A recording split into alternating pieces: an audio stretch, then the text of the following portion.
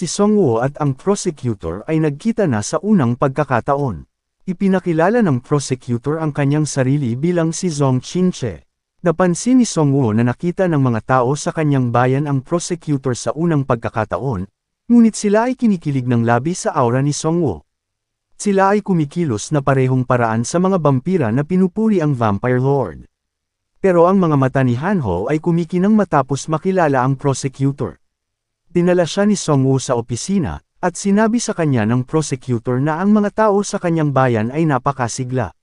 Ipinaliwanag pa ng prosecutor na hindi sila masyadong maayos dahil dumagsa ang mga survivors sa Yongdongpo, at ang kabuuang bilang ng mga tao sa Yongdongpo ay lumampas sa 30,000. Naisip ni Songwoo na ang pagkakaroon ng mas maraming tao ay dapat magpalakas ng kanyang guild. Ngunit sinabi sa kanya ng prosecutor na hindi ito ang kaso dahil karamihan sa mga survivors ay mga bata at matatanda na hindi maaaring lumabas sa safety zone upang mangaso. Kaya naman kailangan niya ng malalakas na tao tulad ni Songwoo para sumali sa guild niya. Malaki ang kakayahan ni Songwoo dahil nakapasok siya sa top 5 sa rankings, kung saan ang mga tungkulin ay mahirap. Nang magsimula ang laro, ang kanyang mga magulang ay pinatay ng mga halimaw, pero siya gayunman, ay nakalabas ng buhay dahil sa kanyang kapangyarihan. Kinamumuhian ng prosecutor ang larong ito at gustong maghiganti sa entity na lumikha nito. Kaya naman gusto niyang sumama sa kanya si Songwoo dahil gusto niya ng mga mapagkakatiwalaang tao na may magandang reputasyon tulad niya. May iba din pala siyang personal na pinunta kay Songwoo. Ipinakita sa kanya ng prosecutor ang isa pang prophecy stone at hiniling kay Songwoo na hawakan ito. Matapos itong hawakan ni Songwoo, ipinakita niya ang isa pang masamang pagtatapos para sa Korean server. Ang pagtatapos na ito ay nagpapakita ng hinaharap na mangyayari sa Yodo Island. Ang ilang mga ugat ay nagsisimulang tumubo mula sa lupa at naging isang big world tree. Ang mga ugat nito ay nagsimulang maghanap at pumatay ng mga manlalaro sa paligid ng lugar. Ang abiso ng Prophecy Stone ay nagsasabi sa kanya na ang trahedyang ito ay magaganap kung hindi nila mapipigilan ang taong magtatanim ng binhi ng World Tree sa isang tiyak na lugar, at magiging sanhi ito ng mutation sa pamamagitan ng pagsasakripisyo ng sangkatauhan. Sinabi sa kanya ng prosecutor na kailangan nilang magtulungan upang hindi mangyari ang trahedyang ito. Ipinaalam ni Songwoo sa kanya na ang World Tree ay itatanim sa isla ng Yodo, at nagkataong mayroong pagsalakay ng boss monster doon. Ang prosecutor ay nabigla at sinabi kay Songwoo na kailangan nilang salakayin ang boss sa lalong madaling panahon. Sang-ayon din si Songwoo sa kanya dahil nakataya ang kapalaran ng kanilang mundo. Ngunit nag-aalangan siyang ibahagi ang impormasyon tungkol sa Lich King, dahil magaganap lamang ang trahedyang iyon kung mabibigo si Songwoo na makuha ang Grim Reaper's Scythe, o baka papatayin siya ng prosecutor, sa pag-aakalang kakanselahin nito ang exclusive quest. Pumayag si Songwoo na makipagtulungan sa kanya ngunit hindi sasali sa kanyang guild. Bubuo sila ng isang pansamantalang alyansa, at ang mga gantimpala mula sa pagsalakay ay ibabahagi ng pantay sa kanila. Nang malapit na silang mag-shake hands sa kondisyong ito, pumasok si Hanho sa silid at ipinaalam sa kanila na ang isang grupo ng mga raider ay patungo sa kanilang bayan. Sinabi sa kanya ng prosecutor na ito ay isang magandang pagkakataon upang ipakita ang kanilang galing sa pakikipaglaban sa kanilang guild. Papalapit na ang mga raiders, at alam na ng prosecutor ang tungkol sa class ni Songwoo, kaya kinuwento niya ang tungkol sa class niya. Ang prosecutor ay may class ng Crusader Commander. Nakakatanggap siya ng isang malakas na synergy sa pamamagitan ng pagkontrol sa mga Crusaders at paglikha ng isang utos sa mga kabalyero. Nakita ng isa sa mga utusan ng raider ang party ni Songwoo at ipinaalam sa kanyang pinuno na pinatay nila ang kanyang mga tauhan. Sinabi ng pinuno sa kanila na ang tanging hinahanap niya ang Golden Deer lamang, ngunit ngayon ay makakakuha siya ng maraming ginto at mga resources pagkatapos patayin ang buong bayan. Masasabi ng prosecutor sa isang tingin na ang mga raiders na ito ay sanay na pumatay ng mga tao. Inutusan niya ang kanyang pangkat ng mga Crusaders na sumalakay sa kalaban. Ang pinuno ng raider ay nag-utos na barilin ang mga Crusader sa pamamagitan ng long-range attack. Ang ice at ang fireball skills ay malapit nang tumama sa mga Crusaders, ngunit ang prosecutor ay bumuo ng isang shield sa kanilang paligid, na namamanage ilusaw ang lahat ng mga pag-atake. Ang pinuno ng mga raider ay nagsabi sa kanyang mga bata na lumaban ng close-range attack. Sinubukan ng isang raider na hampasin ang isang crusader gamit ang kanyang iron mace, ngunit siya ay tinadtad sa kalahati nito. Ang mga crusaders ay matagumpay na na-manage na panatilihin ang mga raider sa tabing dagat. Sinubukan ng mga raiders na ibangga ang dalawa sa kanilang mga truck sa pagtipon ng mga crusaders. Ngunit ginamit ng prosecutor ang kanyang skill na cross spear, na pumawi sa dalawang truck sa isang iglap. Kumanga si Songwoo dahil inalis lang ng prosecutor ang dalawang truck sa isang pag-atake. Ang mga raider ay itinulak pabalik ng mga crusaders, ngunit ang pinuno ng mga bandido ay naghagis ng kanyang mga palakol sa kanila, at nagdulot ng malaking pinsala sa ilan sa kanila. Napagtanto ng pinuno ang kanyang mga palakol sa kanyang sarili, na nagpapatunay na siya ay lubos na makapangyarihan, at ang mga palakol na iyon ay hindi ordinaryong mga sandata. Ang pinuno ay nagsabi sa kanila na ito ay vortex access, at walang armor ang makakahadlang dito. Tinawag ng prosecutor na laruan lamang ang kanyang mga sandata at naghahanda upang harapin ang pinuno ng mga raiders. Nagalit ang pinuno ng raider matapos itong marinig at ibinato ang kanyang legendary vortex blade sa prosecutor, na nagresulta sa isang malaking pagsabog. Matapos humulpo ang usok, ang prosecutor ay nakatayo sa itaas ng mga blades ng vortex, at ito'y winasak ng kanyang espada. Lalong nagalit ang leader ng bandido matapos mawala ang kanyang legendary rank weapon. Ang babaeng manlalaro sa ilalim ng prosecutor ay nagsabi na ang prosecutor ay nakakatanggap ng boost defense batay sa bilang ng mga kabalyero sa kanyang partido, at malamang na siya ang may pinakamalakas na depensa sa mundo. Pero nagdududa sina Songwoo at Jisoo tungkol dito dahil sa tingin nila, si Hanho ang may pinakamalakas na depensa sa buong mundo. Gumamit ang prosecutor ng skill ng Crusader Splendor, na nagpapagaling sa kanyang mga unit at nagbibigay sa kanila ng buff na katumbas ng halaga ng pinsalang na block niya. Ang kanyang mga kabalyero ay nabuff, at nagsimula silang sumugod sa mga raider. Ngunit hindi pa rin tapos ang pinuno ng raider sa kanyang mga balak. Samantala, nagtatago ang mga taong bayan dahil sa patuloy na pagsalakay. Gustong malaman ng ama ni Hanho kung ano ang hitsura ng Liberation Guild. Curious din si Spearman Kyung-soo kaya lumabas silang dalawa para silipin. Hindi maganda ang kalagayan ng mga crusader, na knockout silang lahat dahil sa parang poison gas. Sinabi sa kanila ng pinuno ng raider na binili niya ang kanyang abyss concentrate mula sa gumagala na tindero. Sa kabilang banda, nais ng prosecutor na ipakita ang kaunting lakas sa pakikipaglaban ng Liberation Guild. Gustong gamitin ng prosecutor ang isa sa kanyang secret technique. Ngunit umeksena si Sangwoo sa prosecutor at nagpasyang ipakita ang kanyang bagong kapangyarihan na nakuha niya mula sa abyss concentrate. Ang pinuno ng mga raider ay naghagis ng isa pang bote ng abyss concentrate kay Songwoo, ngunit ito ay naging mas malakas pa si Songwoo sa nakuhang essence sa abyss concentrate. Napagtanto ni Songwoo na ang abyss concentrate na ito ay isang mababang uri ng kasanayang ginamit ng orc shaman sa kanya dati sa college campus.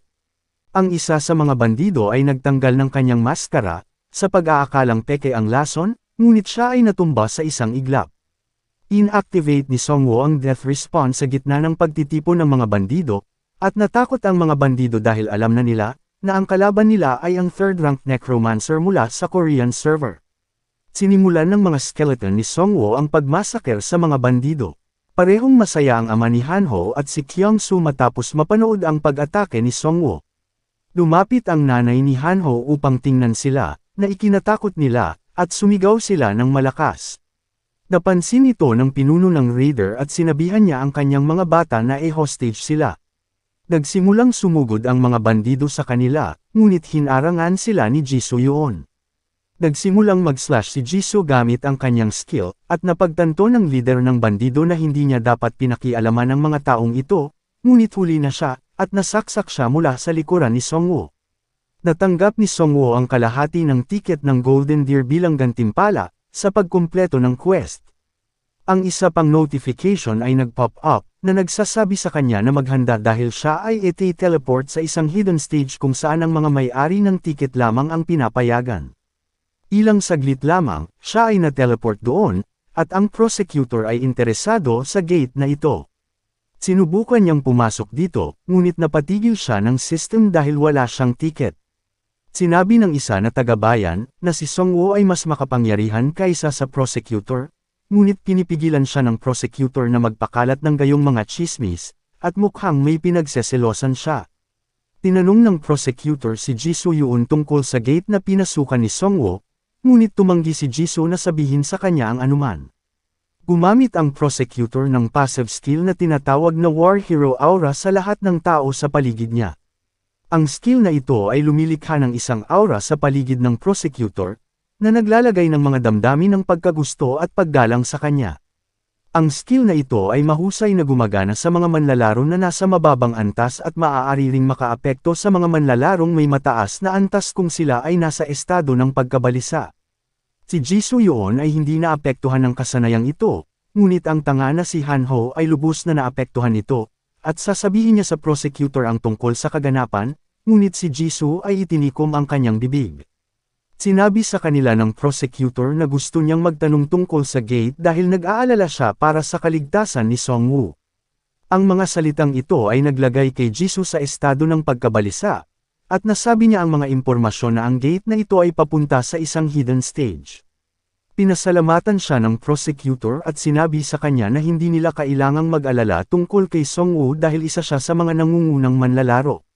Ipinaalam pa niya kay Jisoo na nasa ibang level na ang kanyang sword skills, at gusto niyang maging bahagi siya ng The Liberation Guild, ngunit tinanggihan ni Jisoo ang kanyang alok.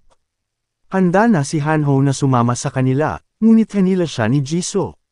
Medyo humanga ang prosecutor dahil karamihan sa mga taong nakikilala niya, noon ay madaling naaapektuhan ng kanyang skill. Sa kabilang side ng gate, dumating si Songwoo sa hidden stage. Ang isang abiso ay nag-pop up, na nagsasabi sa kanya na siya ay makakatanggap ng isang espesyal na parangal para sa pagtapos sa stage. Kahit na mabigo siya, ibabalik siya sa kanyang orihinal na lokasyon, at kung mamatay siya, ibabalik pa rin siya sa totoong mundo. Ang ilang kulay gintong goblins ay nagsimulang umaligid kay Songwoo. Ang mga goblins na ito ay medyo may kumpiyansa at sa tingin nila na si Songwoo ay isang mahinang biktima. Tinawag ni Songwoo si Righty upang alisin ang mga peste na ito na mababang uri. Samantala, sa labas ng gate, inaalagaan ng Liberation Guild ang mga nasugatan nilang miyembro. Ang mga normal na healing potion ay hindi epektibo, kaya kailangan nilang gumamit ng antidotes. Ito ay nagpapatunay na ito ay isang low-rank debuff curse, ngunit hindi ito mapapagaling ng mga antidotes. Nagtataka pa rin ang prosecutor kung bakit walang epekto kay Songwoo ang gayong malakas na curse. Ang lalaking nakasalamin sa guild ng prosecutor ay may 3-star scouter skill, at ipinaalam niya sa prosecutor na si Songwoo ay nabuff ng curse sa laban. Ang babaeng manlalaro ay nagsabi sa prosecutor na siya mismo ang magsusulat ng kontrata para sa kanilang alyansa, na magiging mas kapaki-pakinabang para sa kanila. Pinayagan siya ng prosecutor na magsulat ng kontrata ngunit pinaalalahanan siya na hindi siya dapat gumawa ng anumang bagay na maaaring magdulot ng laban sa kanila ni Songwoo. Nagtataka ang prosecutor dahil ang lahat ay natatakot sa unang paghipo sa Prophecy Stone matapos masaksihan ang isang eksena sa katapusan ng mundo. Pero si Songwoo ay mukhang walang pakialam dito. Inatasan niya ang babaeng manlalaro na alamin kung nakipag-ugnayan si Songwoo sa Prophecy Stone noon. Samantala, ang mga skeleton ni Songwoo ay gumagawa ng mga pag-atake sa loob ng hidden dungeon. Pinuhay niya ang ilang mga golden orc at napagtanto na ang mga halimaw na ito ay medyo mas malakas kaysa sa mundo ng mga tao. Ngunit hindi ito banta kay Songwoo, at natutuwa siya sa pangangaso sa loob ng piitan. Wala siyang dapat protektahan, kaya maaari niyang gawin ang lahat ng hindi nag-aalala tungkol sa anumang bagay. Iniisip din niya na siya ay isang one-man army at hindi na kailangan ng anumang mga kasamahan sa grupo. Nagsimulang magbago ang kanyang ekspresyon, ngunit naging normal siya matapos marinig na may tumawag sa kanyang pangalan. Walang tao sa paligid, ngunit sa palagay niya ay kailangan niyang makaalis dito sa lalong madaling panahon, kung hindi, siya ay masisiraan. Lumipat si Songwoo sa ibang lokasyon, at sa wakas ay nakarating sa isang lugar kung saan mayroon siyang dalawang pagpipilian. Maaari siyang pumunta para sa isang mas malaking kayamanan o sa isang mas maliit na may mas kaunting panganib. Si Songwoo ay medyo kumpiyansa sa puntong ito, at pinili niya ang mas malaki. Nakita ni Songwoo ang treasure chest, ngunit nag-aalinlangan siya dahil walang nagtatangkang pigilan siya. Inutusan niya ang kanyang mga skeleton na salakayin ang treasure chest. Pagkatapos umatake, ang kaban ng kayamanan ay naging isang mimic boss monster. Ang mga ngipin ng mimic ay napakalakas, at ang kanyang bot attack ay maaaring makatanggap ng napakalaking pinsala. Iniisip ni Songwoo na mababa ang mobility nito dahil wala itong mga paa o braso. Inutusan ni Songwoo ang kanyang werbears at werewolves na salakayin ito, ngunit madaling itinulak sila pabalik ng boss monster, at si Songwoo ay natamaan dahil sa impact. Nagsimulang umubo ng dugo si Songwoo habang nagiging mas aktibo ang mimic pagkatapos makaamoy ng dugo, at sinimulan niyang habulin si Songwoo. At dito muna matatapos ang ating recap, huwag kalimutan ang mag-subscribe para laging updated sa mga bago nating video. Maraming salamat!